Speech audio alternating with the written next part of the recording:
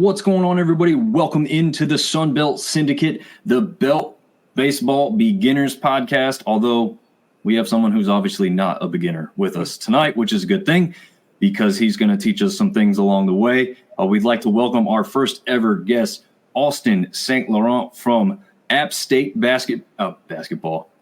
I already screwed up.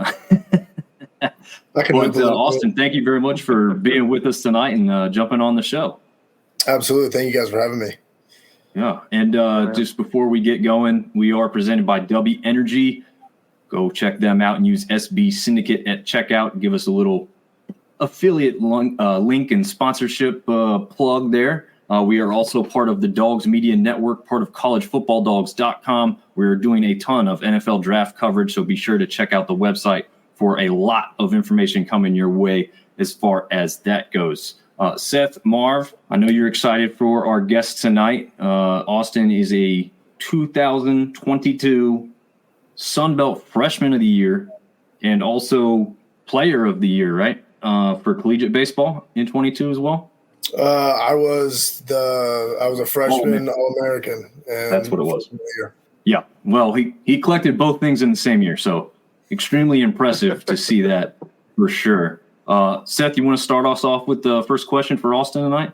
Austin, I was just when I was thinking about some questions for you today, I was just wondering what series are you looking forward to the most this year in the Sun Belt? There's a few. The fact that I couldn't play against Coastal last year, I'm really looking forward to playing them this year. But I think we sparked something up with Troy. Yeah. As of last year. So really looking forward for them to come up on the mountain and figure out what it's about. Yeah, definitely. Do you guys go to Louisiana this year, or do they come here? No, we don't. They come here. Okay. We played there last year. How was that atmosphere? Yeah, there you go. It was electric. Yeah, I mean, either you hit a ball or they hit a ball and you can't hear yourself think out there. I played center there last year, and I'm glad I wasn't in the infield there. So, yeah, I hear they rib people pretty good at that ballpark. Oh yeah, definitely not PG. Don't bring your kids there. I do hear that they treat their opponents very well afterwards. Is that true? They do like a big country boil and let both teams just get out there and grab a plate, kind of thing. Yeah, absolutely. They absolutely let you have it during the game, and then they're like your best friends after. They greet you nice, give you a nice big plate of food, and it's actually called the Cajun Cooking Club. Nice. So every team that comes through, they feed them Friday, Saturday, Sunday some really good stuff. I got some pictures on my phone for memory. Nice. Marv? So you're from the Triangle, right? Went to high school in the Triangle. Went to East Carolina out of high school. What kind of brought you to Boone? How'd you find App State? So out of high school, I went to ECU. Didn't get the opportunities that I was looking for there.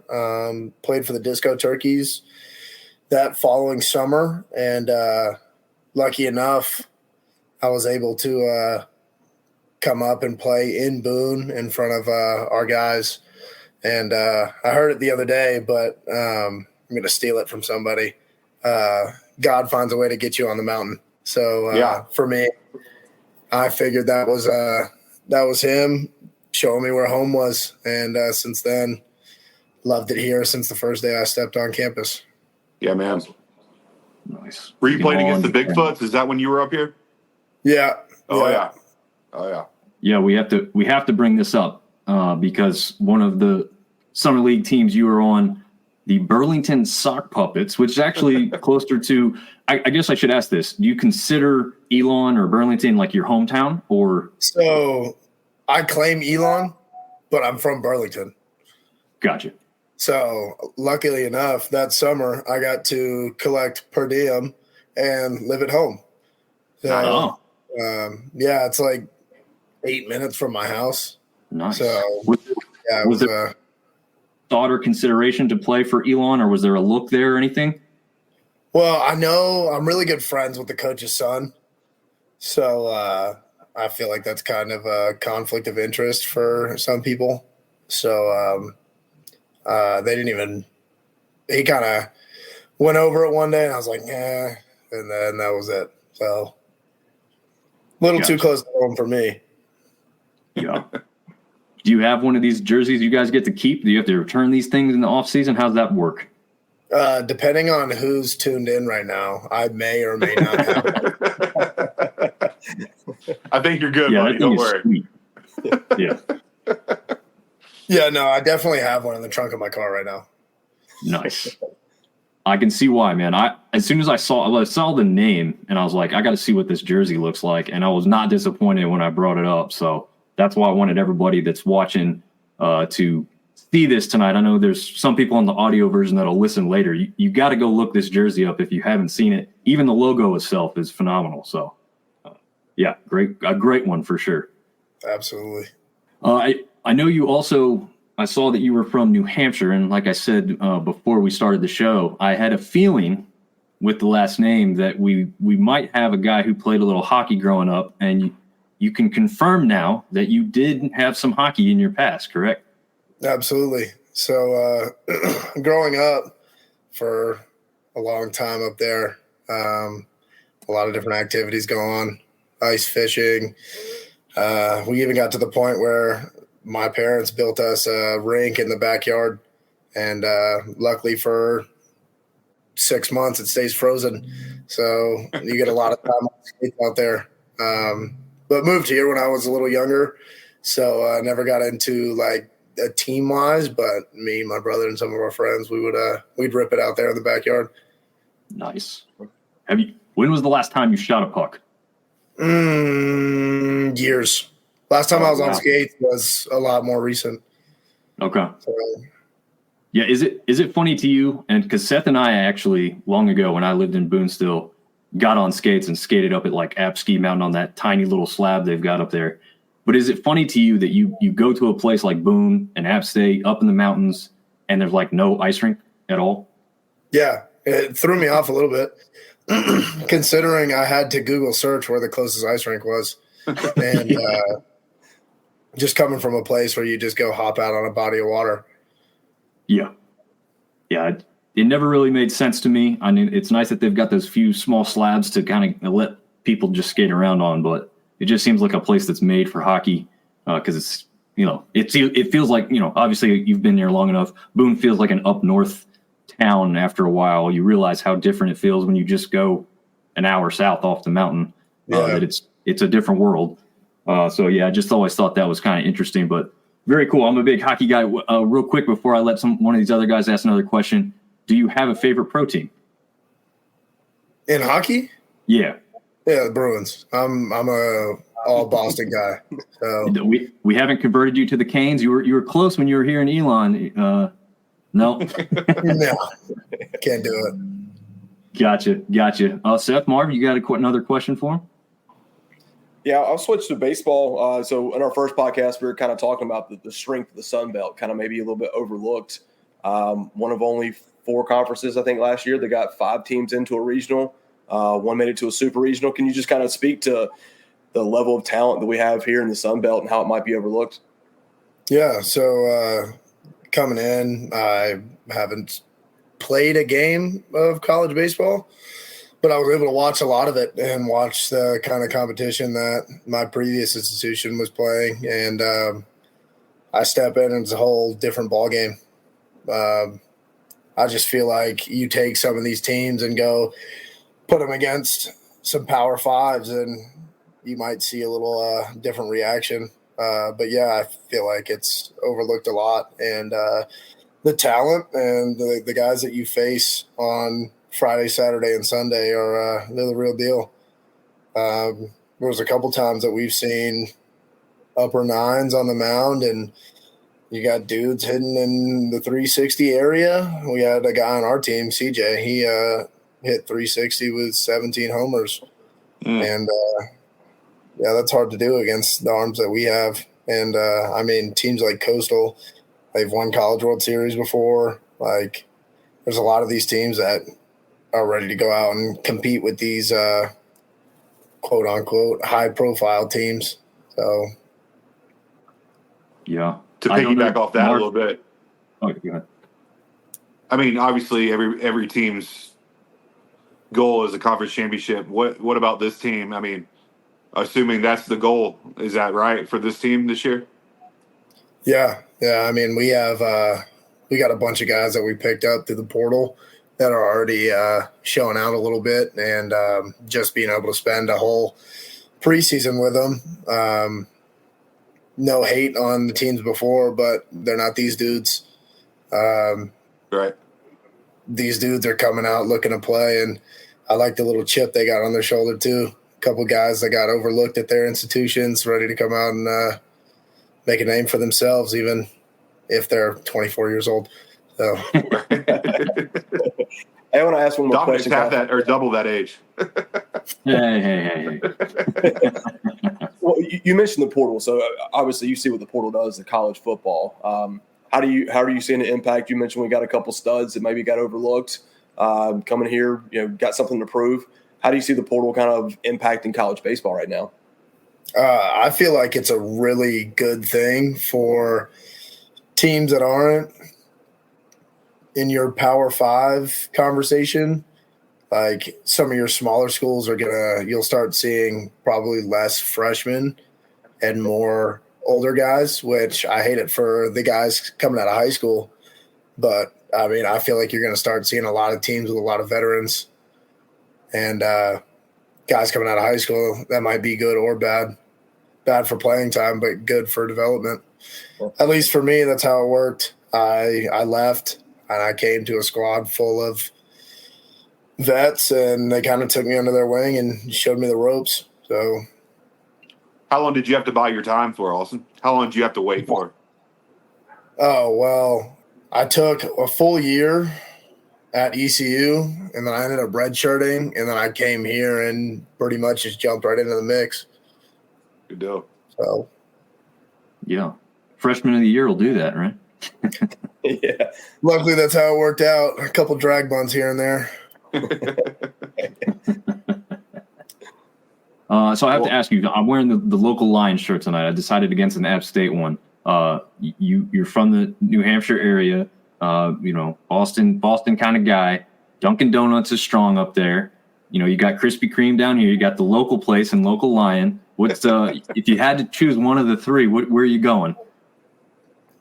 Everybody runs on Dunkin'. But all right, I grew up with a household of Dunkin' fans. But the fact that I can pretty much reach out of this window and touch the local Lion, pretty good for when I go to the gas station, just pop over there and get a donut.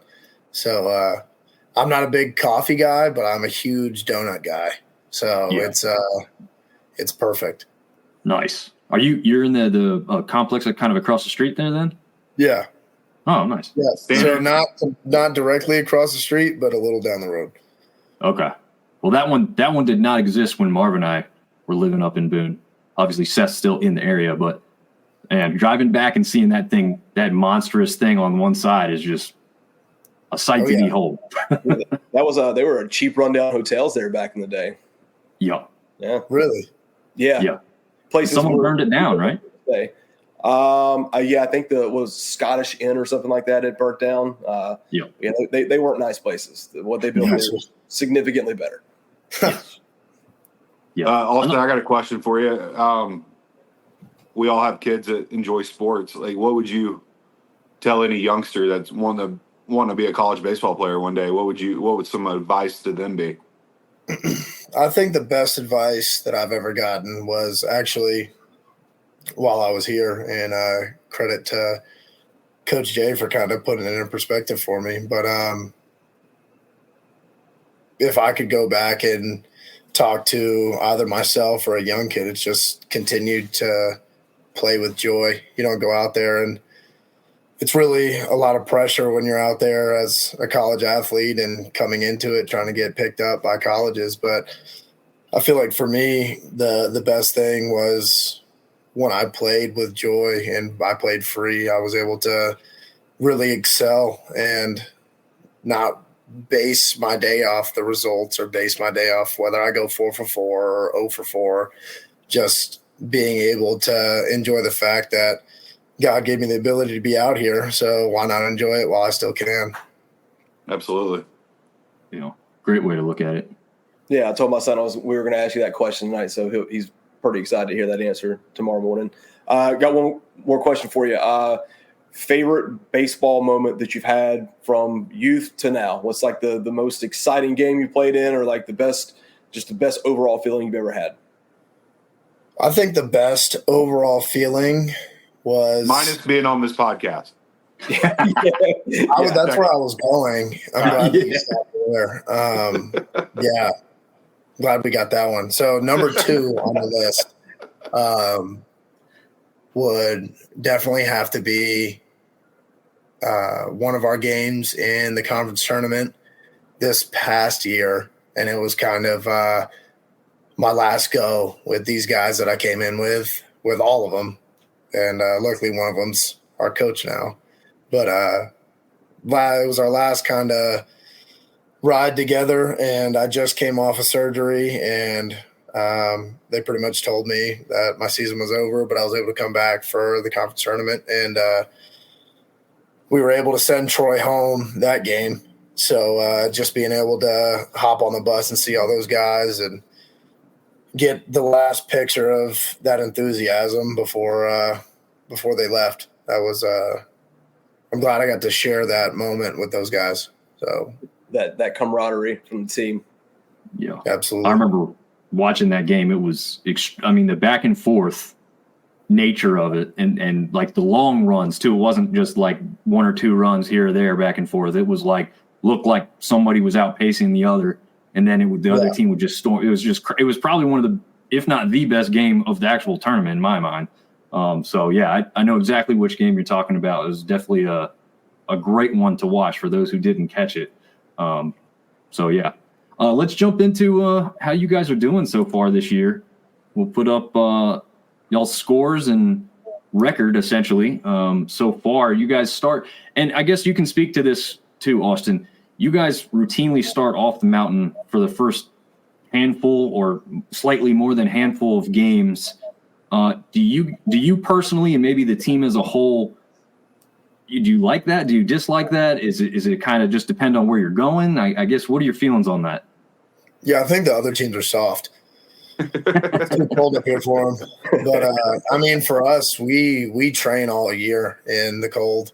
And I just feel like that's kind of the reason we go off the mountain, get away from the cold a little bit. But, personally, I don't mind walking into somebody's place and beating them. So just being able to go in week 1, take a series. Technically, we shouldn't even have lost that second game. We beat ourselves. We had a few mishaps here and there and just didn't find our way back. But you go up on Sunday, and best teams win on Sunday, and you put up 15 runs. So, and then the game against High Point, it's kind of speaks for itself, hits here and there. And credit to our pitching staff. We had we had 3 guys that had – 2 of them had TJ, and 1 of them had a shoulder problem. But that's the first time that those guys have thrown in over a year, and they went out and did their thing. And then we had a vet in Trey Tuich come in and do what he does best and carve up some hitters. So that's how that game went. Yeah, that was I remember, I think it was in the middle of that game, and I don't remember who was on the mound. The guy threw 5 pitches and had 3 guys out. Two pop-up, first pitch pop-ups, 2 outs.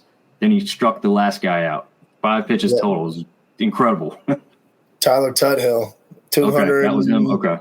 265 days since his last competitive start. Wow. Yeah, that's what I was about to say. He lost all of last year to Tommy John, didn't he? Yep. Yeah. How big of is a boost of that to see, a guy that you've seen go through the process of rehab and come back and just kind of pick up where he left off?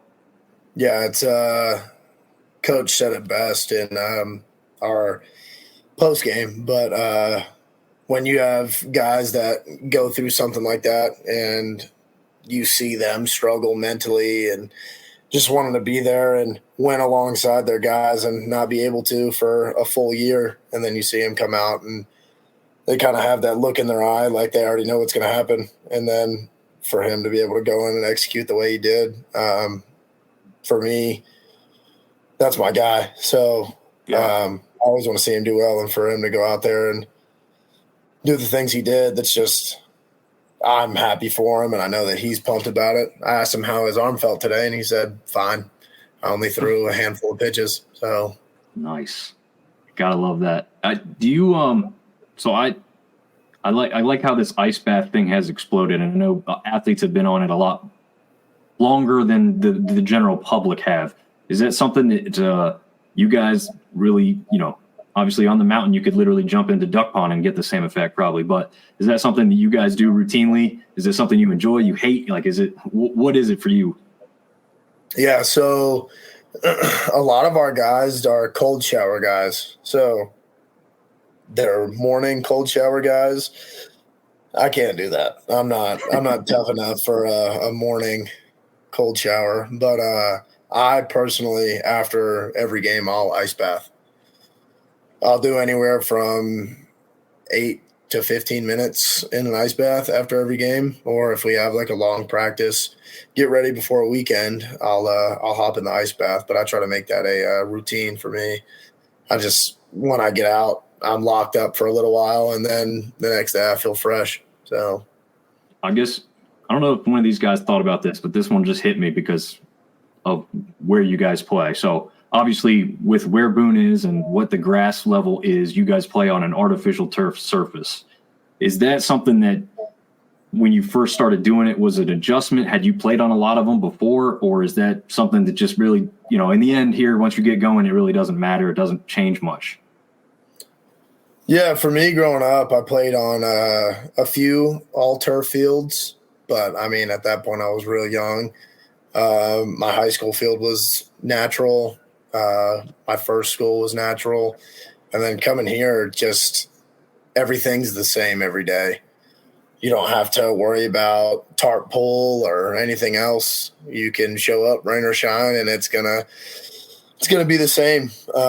You got to adjust to maybe the slickness of the turf when it rains. Balls are going to skip a little differently. You're going to slide a little bit more.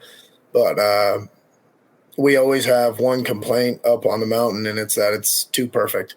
So it's hard. It's hard to say anything bad about the prettiest field in America.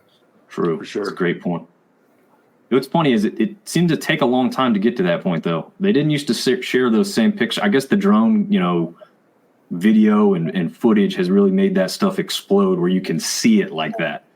Because I guess we have to be honest, when you're in the ball field or at the ballpark, you don't necessarily get to see all those trees in the background. You see some of them on the ridge, I guess, but the view that you see from the drone shot is just something else that is pretty breathtaking when you see, especially with the fall colors, which unfortunately you guys don't get to enjoy the explosion of that. Well, I guess you do. You're probably out there during that time of year, right? Yeah. So it's really funny too, because we have a couple freshmen that came in, and it's getting to the point where the leaves are starting to turn, and we actually got the chance to play our black and gold right when everything's in the full color. So dusk hits, and the sky is the color that you want it to be, hitting right off the trees the right way. And we have some of the guys that come and they get sped up a little bit, and when they just settle down and turn around and look around, they can settle in a little bit. So that's definitely one of their breathing points during that time of the year is just take it all in, because you don't get it for long, but while it's there, it's amazing. Yeah, very true. Real quick, Marv. just looking forward, we got the results from the first 4 games. Got Siena and Hickory this weekend. Anything you guys know about Siena? We could just kind of look at the stats. They started off 0-3. Anything you got to say about them? Yeah. We've all, as the team here, we all have access to everything, every pitch that they've thrown this year, last year. So we got a lot of guys committed to watching film, and probably should be a little more focused on their academics. But can't blame them for wanting to get the upper hand. Good thing that everything's due on Sunday. But, yeah, I mean, they definitely have stuff that we've seen before, so I don't think anything's going to catch us off guard. Also, in like a non-conference weekend like this, do you usually see a 1, 2, and 3 on Friday, Saturday, and Sunday, or how does that usually work? Yeah, guys will come out and throw their A arms. So we'll see their true Friday, Saturday, Sunday rotation. Gotcha. And just like us, they're going to get our Friday, Saturday, Sunday. But the good thing is ours are better. So they're going to throw their guys. We were able to do some research, and thankful to our staff, Coach Smith, Coach Jay. Big kudos to Mac for getting us that information and giving us our reports that we need to study up on and have a plan of attack for when Friday comes. Nice. Speaking of playing in Hickory, you guys have played down there before, right? Yeah, we opened the season there last year. Yeah. So what do you think of? I grew up in Hickory. I don't think I mentioned that at the top. As weird as that is now to hear, because of where I've ended up. But growing up in Hickory, what is it like to play at the Crawdad Stadium? I mean, it's hard. It's really hard to complain about that place too, just because of the atmosphere. And I think I like it more because of the pregame. Huge major league style locker room. And they're all circled around a center table, and you just throw the speaker up there, and you can get locked in with your guys, and then you go out, and the locker room opens up to the field, and they got the grandstands wrapping all the way around. So it's a really pretty scene, especially to open up at a place like that, and them giving us the opportunity to play there. Pretty sweet. Who's the DJ? Who's the locker room DJ? I am. Nice. You got a good mix? Are you heavy something specific genre wise or what? Oh, I just look around and see what the guys are feeling. One day it might be 80s rap, might be some EDM, a little bit of Green Day thrown in there here and there. We're a big brain stew team, so we like to start the day off with a little bit of Green Day and then see where it takes us. I noticed you didn't say country, which probably offended Seth a little bit. So is your team not a big country team or what? Yeah, we'll throw some Chris Stapleton in there. Okay. There you go. Okay. Yeah. Little Eric Church or you got to go Luke Combs if you're going country. Yeah, Luke Combs. There you go. Oh, Luke Combs in the mix. If we're going country, absolutely. There we go. All right. Marv, you got anything left for Austin here? No, I'm all good, man. Really appreciate you coming on and giving us some insight. Absolutely. Yeah. We're going to go move on to talk man. about the teams that matter less than you guys, all right? Yeah, I should probably hop off here before I start saying things I shouldn't.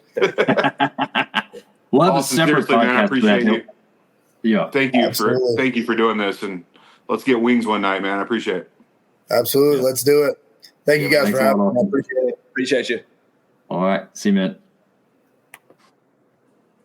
All right, man. That was awesome. I'm glad Seth found him when he was eating some wings so that we could listen, man. I'll talk to anybody, anywhere. I'm surprised you weren't at Porto Nueve and found somebody, you know? Well, that could be next week. Could be next week. Hey, we don't call you the mayor of Boone for nothing, Seth, okay? No, whoa. Fosco. Let's not. Fosco, yeah. Not Boone. We can't do Boone.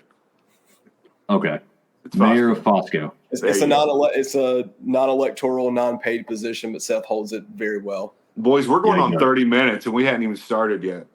Yeah, let's run through some of these. We got the best part. We got the best part in, man. That's what everybody cared about. They don't really care about us much. That was good. I appreciate Austin a lot. Yeah, that was good. Yeah, you're right though, Dom. If people tuned in last week, they're probably tuning out now because they've already got the good part and don't want to hear us ramble about stuff we don't know about.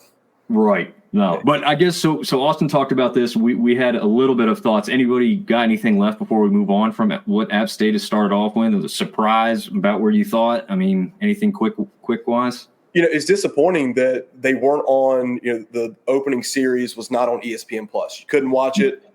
Keeping up with it on like a live game stat thing just doesn't kind of do it justice. I will say that I noticed we walked 10 batters in our first game and still won. That typically doesn't happen in baseball.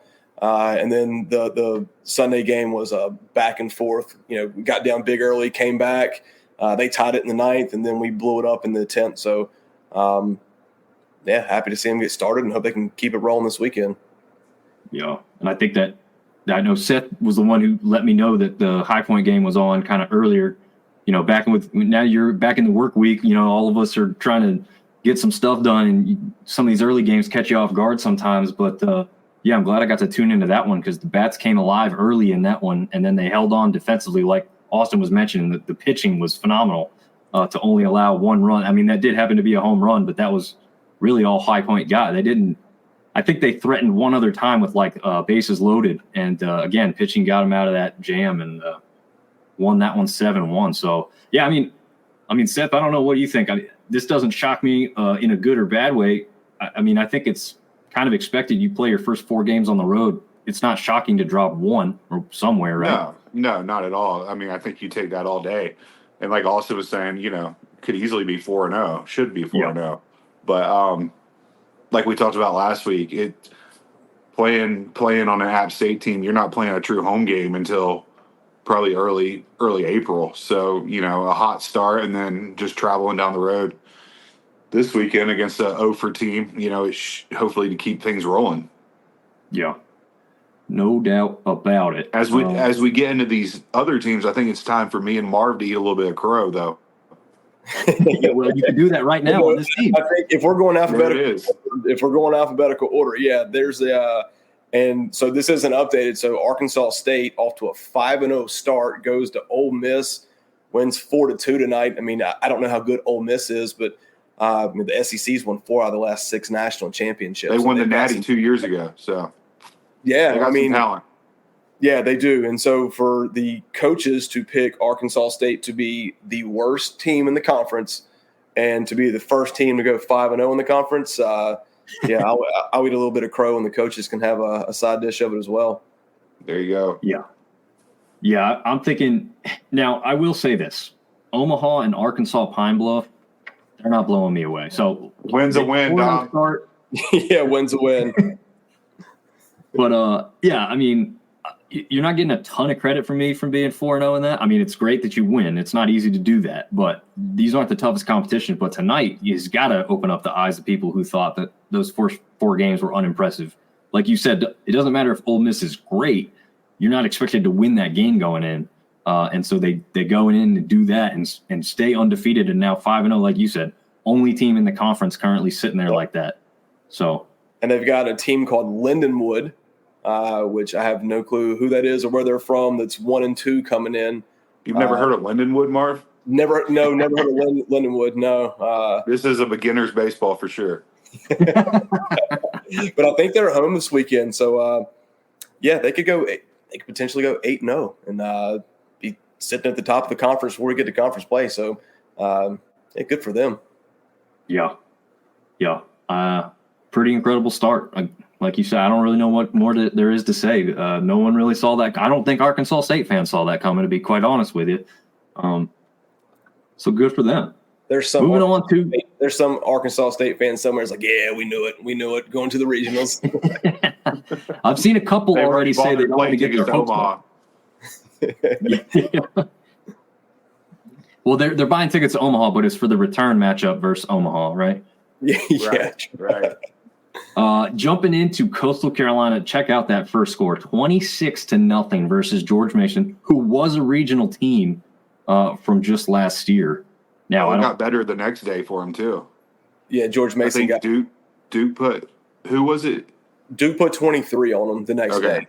They gave up 49 runs in their first 2 games. Stay hot. Yeah, they must have lost a lot. At least I'm hoping that they lost a lot because. Hey, that's the way the portal works, man. Yeah. And Coastal came alive there, but now we've got to look at these next 2 games. Dropping a 5-3 decision to Duke that's not surprising. Duke's a highly rated and ranked team coming into the season. That's not going to be easy. Were either of you surprised by the Indiana outcome? I believe Indiana was a regional team last year too, weren't they? Off the top of my head, I want to say no, but I'd have to look that up. If I'm not mistaken, so this was a tournament, and we kind of didn't know that they were playing in a tournament. Indiana lost handily to Duke in the first game. So to pop on and find out that, Coastal, who just put up 26 runs, only scores 2 and gets beat by a team that I think Duke handily beat. I was a little shocked. Yeah. I was definitely surprised by the Indiana one, and I am trying to pull up to see if they were a regional team from last year. I just don't remember. Yeah, but it's baseball. Hard to remember them all, but you may throw 4 or 5 arms, within the first 6 innings. So, like we talked about last week, these early, there's not a lot of surprises so far. Well, JMU took one from Arkansas, correct? Yeah, and then JMU beat Virginia Tech tonight. We'll get to that. Tech, yeah. Okay. Yeah. So, Coastal losing to Indiana, I don't see necessarily a huge surprise, but more a lower Sunbelt, predicted team knocking off a number 3 ranked team. I would consider that, yeah, a major upset, but not Indiana taking Coastal. Nah.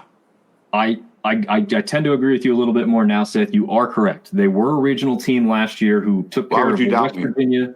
They beat Kentucky, and then they lost to Kentucky the next 2 games to be out of the regional, but they took Kentucky to the brink there. So you are correct. I was mistaken. Indiana, a regional team from last year. So, yeah, once you look at it like that loss and the Duke loss, not so bad. They didn't get crushed in either one of those games either. So, and then they recovered with that UNCW victory. So I think UNCW, do you guys know historically, they're pretty decent in baseball, are they not? Historically, I think decent. They're no ECU, but they're decent. Right. Yeah. They're obviously a football school, so everything else is secondary. Yeah. I heard they play Charleston next year. Yeah, they're undefeated, man. That's my running dad joke. So yeah, but before we go to that side, so coming up this weekend, Coastal's hosting another tournament. Yes. We've got Illinois, Ball State, and Cincinnati coming to the house. So a lot of these Midwest teams coming down to get a little warm. I would say beach weather, but we all know Coastal's not at the beach. It's true. It's a scam. They're close. It's Conway. There you go.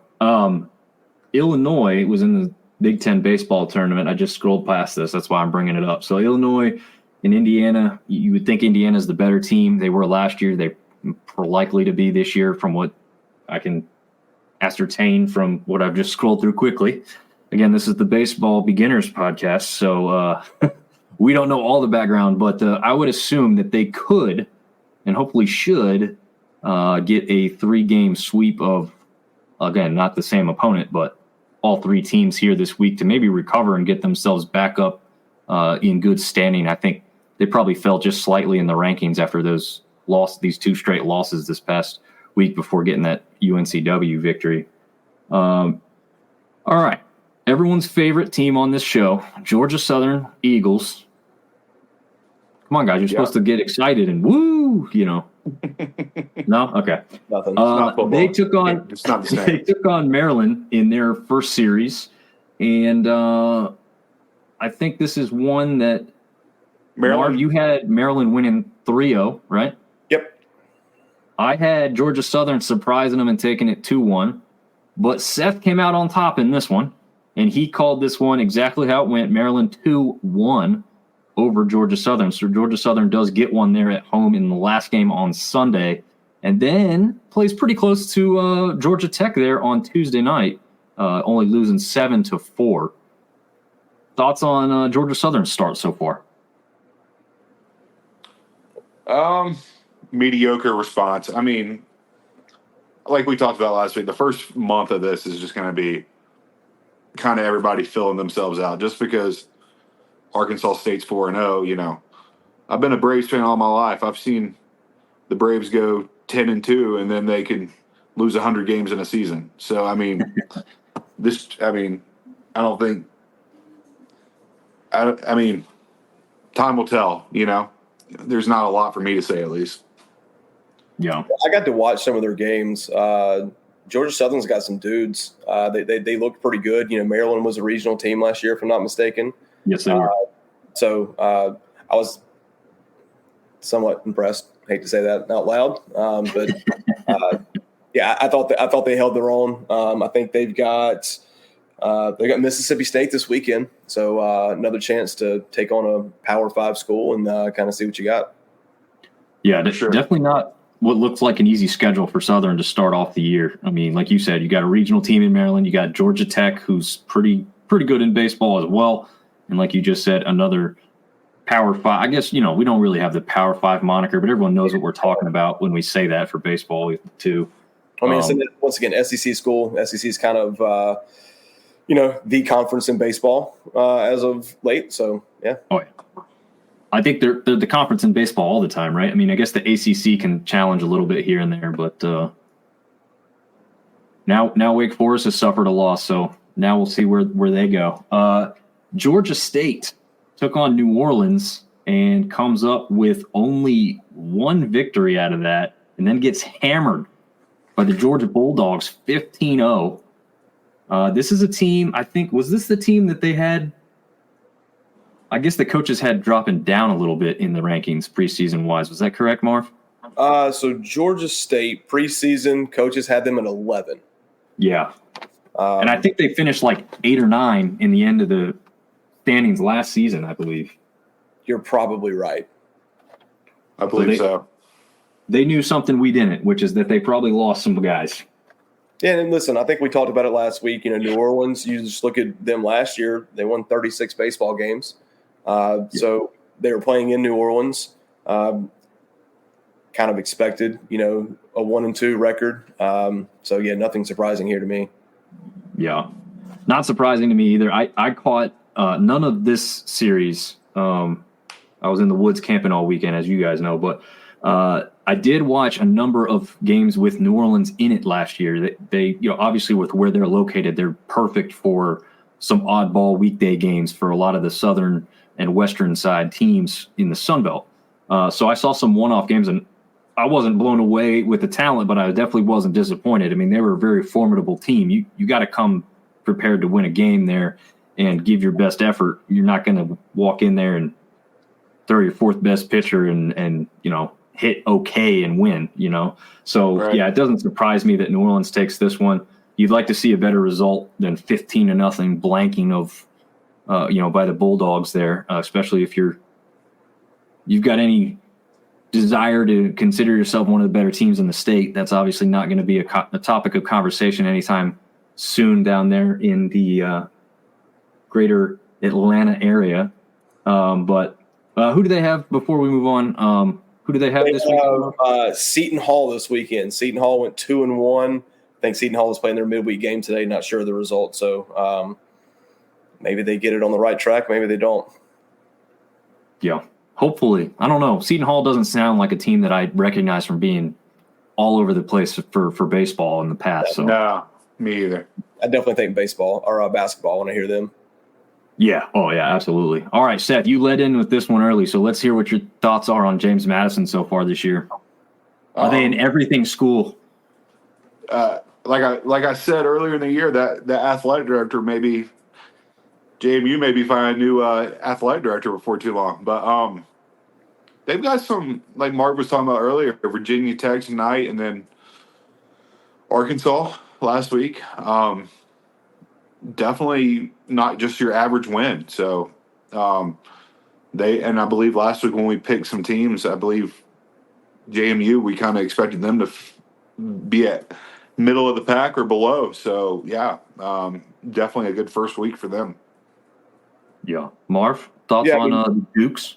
You look at the scores. I mean, Arkansas's third-ranked team in the country or somewhere around there. The second game was a little out of hand, but everything else, 6-4, 7-3, 4-0. They were competitive. Then had Virginia Tech come to their place today, and they walked it off in the bottom of the ninth in a game that Virginia Tech had to come back pretty big to even be in the game. So I'm impressed by what I've seen from them. They definitely didn't look overmatched against Arkansas.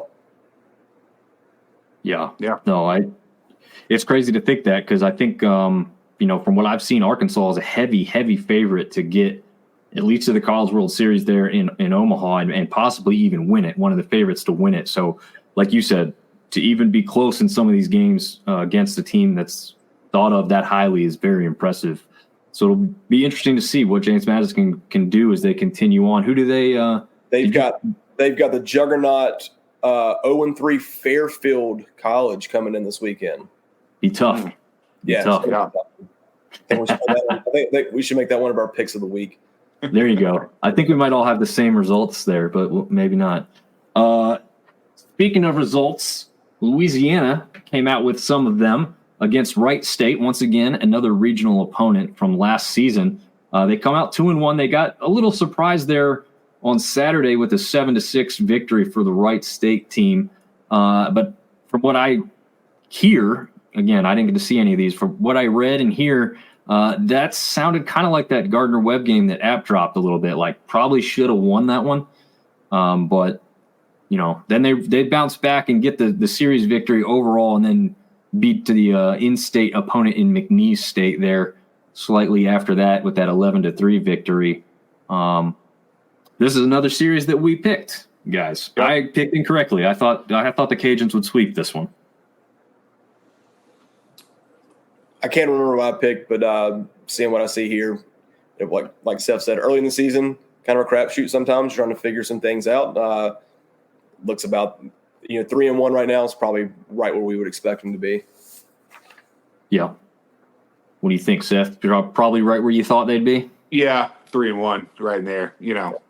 It's going to take 10, 15 games. So yeah. I think you guys both took, and we have this graphic as the last one we'll go over, but I think you guys both took Louisiana 2-1. I think you guys both got this series right. So I can tell you I got 0 right. I gave myself 0 points this past week. So I give Seth 2 already. We'll never hear the end of it. Yeah. Oh, the Cajuns. Who do they have this weekend, Marv? Sorry, before we. Rice. They have Rice coming. Actually, I'm not sure if it's home or away, but Rice is 1-3 on the season so far. So interesting. Yeah, I think Rice is usually a pretty decent team too. So it's interesting that I'm not sure who they started with. I don't know if you know that, but I have no clue. I'd have to look it back up. I would think even with a 1-3 record, Rice isn't a team you just walk in and beat easily. So we'll see how that one goes. ULM kind of off to the start that, I don't know, maybe we kind of once again kind of thought of. I mean, this is yet another team that didn't finish anywhere near the top of the Sun Belt last year and wasn't expected to get real high up there this year either. So they start off about mid 500 level here with 2 losses and 2 wins. Again, expected. Yeah, I mean, coaches picked them to be second from the last. They're probably pretty happy to avoid being swept at home in their opening weekend. Once again, don't know much about them. You kind of got to rely on the coaches, even though they might have screwed up on Arkansas State. Who knows? Maybe Arkansas State comes back to reality. But 2-2 in the season, probably where they should be. Yeah. Yeah, I don't think the Grambling in 7 innings isn't a surprise. I don't think Grambling's known for their baseball. Marv, you got who they have this weekend? Yeah, they got Murray State coming this weekend. Murray State's off to a 0-3 start. Okay. So once again, another basketball school, huh? Yeah. Gotcha. Well, also 2 basketball schools here compared to the baseball aspect. Well, actually, I don't know. Seth, Marv, you guys know much about College of Charleston as far as baseball is concerned? From the old Southern Conference days when I played against them, I think they were typically a pretty solid baseball program. Yeah, good ball team down there. Yeah. Okay. So I was incorrect. But Marshall is, like, as I said, got a new stadium, and they're not playing any of these games in it, obviously. But they did have a 4-game set down there, and they dropped every single one of them. Yeah. So probably not moving out of the basement anytime soon. What do you guys think? Marv, who they got this week? So just real quick, College Charleston won 35 games last year. Okay. So Marshall starts off as the only Sun Belt team not to have a win. They're playing a tournament-style thing this weekend. So they actually have Michigan State and Indiana State. They're going to play both of them twice. Okay. So I would assume Michigan State's a decent baseball team. Indiana State, don't have a clue. Man, I'm sure they would love to get a win or two out of this weekend and not start off 0-8. Yeah. Let's hope so, because I don't know if either of those teams are going to be teams that they'll beat, to be honest with you, but I guess we'll see. I know Indiana State's doing well in basketball this year. Have you seen that? That they kind of came out. Yeah, they're ranked. Sycamores. Yeah. Oh, wow. Crazy. All right. Old Dominion is up next. They had those hot bats last year hitting over 100 home runs. I know that they it looks like they did lose to Virginia 8-0 tonight. We saw that result. But they did take they took the series sweep from George Washington here. So that an impressive start before a tough opponent in Virginia. Is Virginia ranked, guys? One of you guys know? I think they're 12 or 14. Okay. College baseball is weird. Like in football, you've got the coaches and AP, and then you get the playoff rankings at some point. There's like 7 different ranking systems for college baseball, so it kind of varies on which one you look at. Makes sense. Why would they make it easy, Well, yeah, I mean, I guess just real quick, impressive start. You want to beat a team like George Washington, who wasn't very good. We did cover that in the first episode. Not great from last year. And again, going up against a ranked team, I don't think 8-0 is too bad of a result when you are facing a team that highly thought of, right? No, not bad at all, man.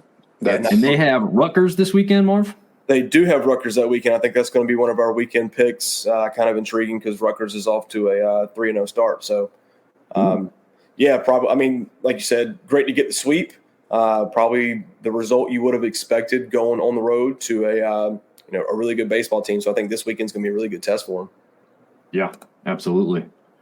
All right. Historically great program, but struggled last season. Expected to jump up in the rankings quite a bit. We got the South Alabama Jaguars up next. They take that first interstate great rivalry between the North and the South, just like the good old days. And they win that one 3-2 over North Alabama. Then they get the victory over Lamar and 2 victories over Southern Indiana. Impressed so far? Just kind of expected? I don't know. I don't really think these opponents are top-notch, I guess, is what I would assume here. Yeah, some weaker competition. You're going to find out a lot about these teams when the conference starts, I believe. Some of these non-conference games will tell you a little bit, but it's just a sample size so far, so can't tell a lot. Yeah, the coaches had them predicted to be 8 in our conference. Once again, maybe they're playing down. I don't know anything about any team that they played, but to get 4 wins to start the season, not a bad thing. They have Jacksonville State this weekend. Jacksonville State's off to a 2-2 start, maybe a little bit better competition than what they've seen. So we might be having a different conversation about them next week. Yep. And another series that we'll be picking this week as well. Because I think that one that's a really good one. I think we'll have some different answers on that one. But all right. One of the top dogs from last season, the team that made it all the way to the Super Regionals, the Southern Miss Golden Eagles. They get surprised by Marist for at least one of their games in their opening series. I was shocked by that. I don't know if you guys found that quite as surprising or not, but what do you think about Southern Miss's start so far this year? Yeah, you'd like to win. Having 2 wins going into Sunday, you'd like to get the sweep there at home. Little shocked. I don't know. Too early to tell. I still think Southern Miss is a really good team. I think they're the only team from our conference that made it to a super regional last year.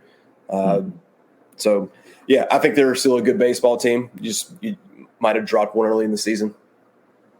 Yeah, I think like Marv said, at the end of the year when all the smoke clears, I think this is going to be one of your top 2 or top 3 teams. It's just so hard to tell right now, but there's nothing wrong with one loss out of the weekend. So time will tell. I think like he said, at the end of the year, this will be one of the top dogs, though.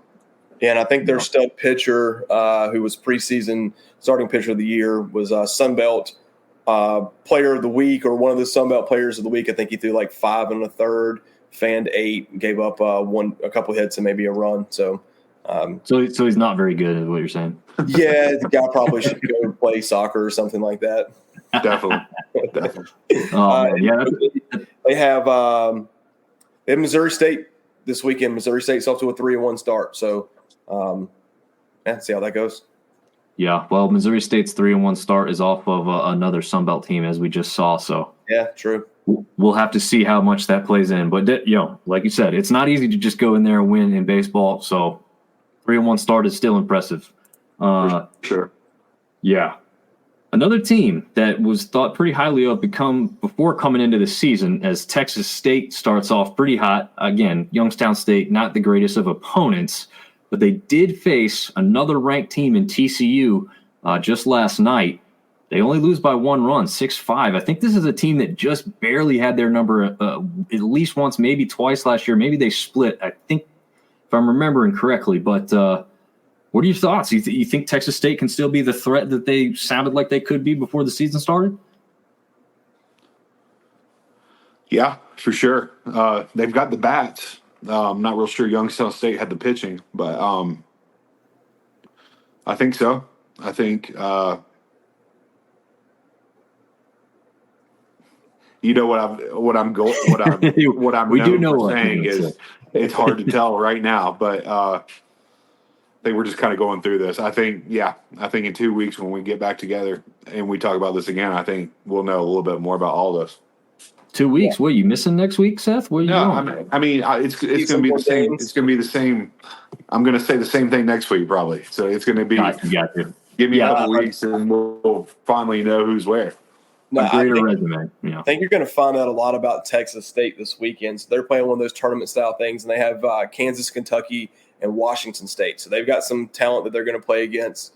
Just looking at those scores, probably expected against Youngstown.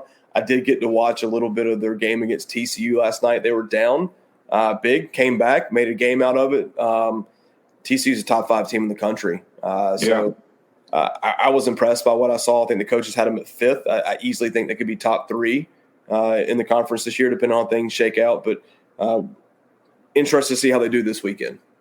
Yeah, definitely a tough slate. So I'm glad you mentioned all those games coming up for them. But like you said, they come out on top of that. They're going to be looking pretty good so far this year.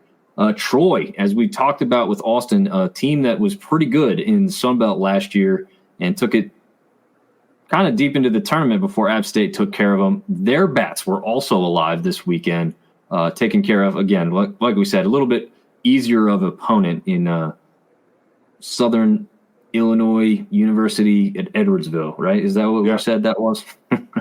Believe so. Yeah, so a mouthful there. But Troy with a phenomenal start so far. They did drop 1 game to Suey, I think, as we know them as a short form. But, I guess Troy looks like they're going to be right back up towards the top of this conference yet again after this start to me. I think after week 1, like Troy, Coastal, Southern Miss, all the top dogs have kind of proven what we thought they were. Troy, it's gonna be a fun race for sure. App 4-1, Arkansas State. It's gonna be a fun year. Yeah, for sure. Talking about the hot bats, Dom. So Sun Belt Player of the Week was their first baseman, Will Butcher, 9 for 16 over the weekend. Dang, is that good? Yeah. No, listen to the stat line, guys. This is like video game stuff. 15 RBIs over the weekend. In their first game of the doubleheader, went 4 for 4 with 3 doubles, and then hit a grand slam in the second game of the doubleheader. Wow. Yeah, and went 8 for 10 in his last 10 at bats for the weekend. So, is your son giving you these stats, Marv? No, I looked that up. I was just on the Summit website, and I see those stats, and I'm like, someone needs to buy that guy a beer. He had a heck of a weekend. Yeah, either that or offer him an MLB roster spot right now, right? Yeah, that's pretty impressive. Yeah, very, very much so. Incredible. And Troy did we mention who Troy has to start this weekend? Troy's got Harvard coming down. Ooh. And Harvard did not play a baseball game. Their first game is actually going to be against Troy. So they haven't played yet. That's a tough one for Harvard. Yeah. Not going to be easy to stroll in there for that. All right, so we got to the picks officially. As mentioned, we didn't quite pick up on the fact that Coastal was in a tournament to start this year. When you look at the schedule, it shows that they played George Mason 3 straight times. So we did our prediction based on that. I'm still going to go. You would have been right, Dom. If they would have played George Mason 3 times, you would have been right. That's true. That's true. So I didn't give myself any credit though, because they didn't go 3-0 on the weekend. So 0-3 for me because I thought the Cajuns and Coastal would both sweep their season, not series, I guess, because Coastal wasn't in one. But I did think Georgia Southern would get the best of Maryland. And my tipping point there was the fact that they were hosting down in Statesboro. Seth, you won the week, man. You and Marv were battling there until that last pick. Yep. Hey, fellas, I'm at 10% on my phone. Let's get these picks in so I make sure I got them. Oh, yeah. Well, hey, technical difficulties tonight. Cannot use the computer, so I'm on my phone. Was not quite charged, so I want to make sure I get my picks in. Oh, yeah, you got it. Well, so we won't reveal our picks just yet because we'll come out with the graphic on the social media channel for that. But we just wanted to go over where everyone stood going into. Well, I think everybody knew who was going to win to begin with. So there we go. I knew it wasn't likely to be me. That's why I had to go hard on the Sunbelt side. I swung hard, we can only hope at the plate. Tom or myself win next week, so we do not have to hear again. Hey, how awesome was it having Austin on, man? He's awesome. I enjoyed that. That was very cool. We'll have to make sure he gets his royalties off this video. Yeah. All the payouts and everything else that we all make. Checks in the mail. Yeah, absolutely. For anybody who is still tuning in, we do want to say we would love to continue having more players from more teams on. Absolutely. Coaches, whoever. If you are part of Sunbelt Baseball, we'd love to talk to you, get your thoughts and feelings, especially as we go through the season. Like you said, that was the most enjoyable part of this and an awesome start to our season as it is here for the show. And, anybody else got any closing thoughts before we wrap this up? And, shortly sometime tomorrow, but certainly by early Friday, we will get our picks up officially so everyone can see them before the weekend starts up. I hope everybody's having as much fun as we are, man. If somebody wants to hop on and give us a little bit of their knowledge, more power to them. We'd love to hear it. Yeah, having guests would be great. We don't claim to be experts. If you know something about your team or just belt baseball in general, come on with us. Yeah, absolutely. Sure. Well, that's going to wrap it up for us. Again, part of collegefootballdogs.com, College Baseball Dogs, and part of the Dogs Media Network, presented to you by W Energy. Thanks for tuning in, and we'll see you guys next week.